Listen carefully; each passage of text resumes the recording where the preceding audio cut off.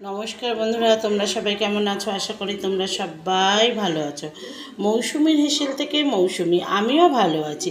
আজকে আমি তোমাদের গাঠি কচু আলু দিয়ে চিংড়ি মাছ দিয়ে কষা করে দেখাবো। দেখো এখানে গাঠি কচু আছে, গাঠি কচুগুলোকে ভালো করে কেটে ধুয়ে নিয়েছি। আর এখানে নিয়েছি দুটো মিডিয়াম সাইজের আলু, সেটাও আমি ভালো করে কেটে ধুয়ে নিয়েছি। আর এখানে রয়েছে চিংড়ি মাছ।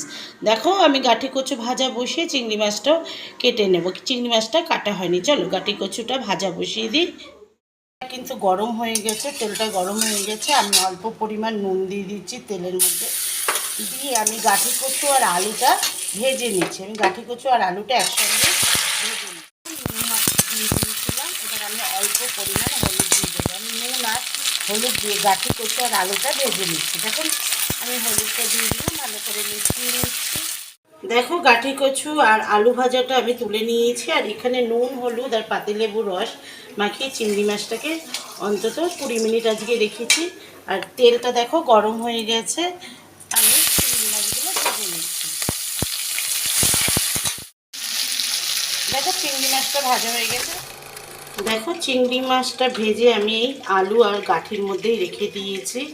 আর এবার আমি কি ফোড়নে দিয়েছি, সাদা জিরে, পেঁয়াজ কুচি আর 4টে কাঁচা লঙ্কা। দেখো এই যে এখানেই চিংড়ি মাছ ভেজেছিলাম, এগুলোর মধ্যে এই তেলটার মধ্যেই আমি দিয়ে দিলাম।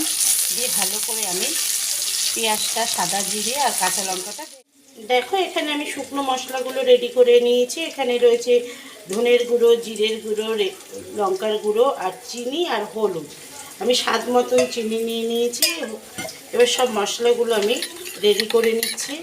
আর এখানে রয়েছে রসুন আর পেঁয়াজ বাটা আর লঙ্কা বাটা। আমি এই পেঁয়াজের মধ্যে দিয়ে দিলাম রসুন, পেঁয়াজ রসুন বাটা আর লঙ্কা বাটাটাও দিয়ে দিলাম। দিয়ে ভালো করে আমি পেঁয়াজ ভাজার সঙ্গে মিশিয়ে নিচ্ছি। এখানে যে আমি মশলাটা রেডি করে রেখেছি, সেই মশলাটাও কিন্তু আমি দিয়ে দিলাম। দিয়ে ভালো করে আমি মিশিয়ে নিচ্ছি সব মশলা। আমি যে মশলাটা রেডি করে রেখেছি, সেই মশলাটা এখানে আমি পেঁয়াজ রসুন সব কিছু মশলার মধ্যে আমি দিয়ে দিলাম। দিয়ে ভালো করে মশলাগুলো মিশিয়ে নিচ্ছি। আমি কিন্তু আজকে তোমাদের গাঠি কচু দিয়ে চিংড়ি মাছের কষা করে দেখাচ্ছি, বা চিংড়ি মাছ দিয়ে গাঠি কচুর কষা আমি যেভাবে করছি তোমরাও এইভাবে করো।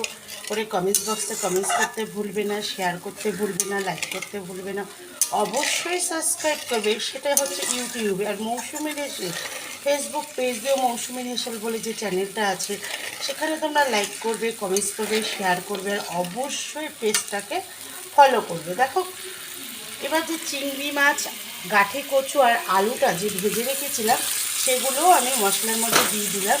দিয়ে ভালো করে আমি মিশিয়ে নিচ্ছি। আর দিয়ে দিচ্ছি নুন। দেখো আমি তখন গাঠি কচু ভাজার সময় নুন দিয়েছি, আর চিংড়ি মাছ ভাজার সময় তো নুন দিয়েছি। আবার এখন আমি নুনটা দিয়ে ভালো করে মিশিয়ে, দেখো উষ্ণ গরম জল কিন্তু আমি দিয়ে দিয়েছি, পরিমাণ মতন জলটাও দিয়ে দিয়েছি। এবার সব কিছু সিদ্ধ হয়ে, দেখো গাঠি কচুগুলো সিদ্ধ হয়ে গেছে, আলুগুলোও সিদ্ধ হয়ে গেছে, রান্নাটা কিন্তু একদম কমপ্লিট হয়ে গেছে। এবার আমি গরম মশলা দিয়ে দিলাম অল্প পরিমাণে।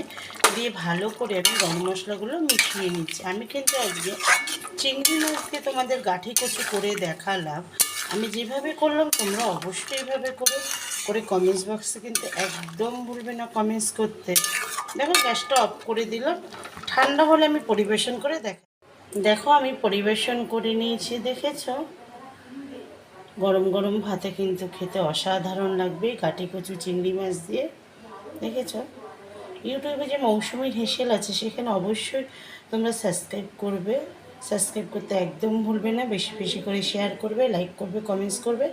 আর ফেসবুক পেজে, সেখানে তোমরা অবশ্যই পেজটাকে ফলো করবে, লাইক করবে, কমেন্টস করবে, শেয়ার করবে। আজকের মতন আসি, নমস্কার।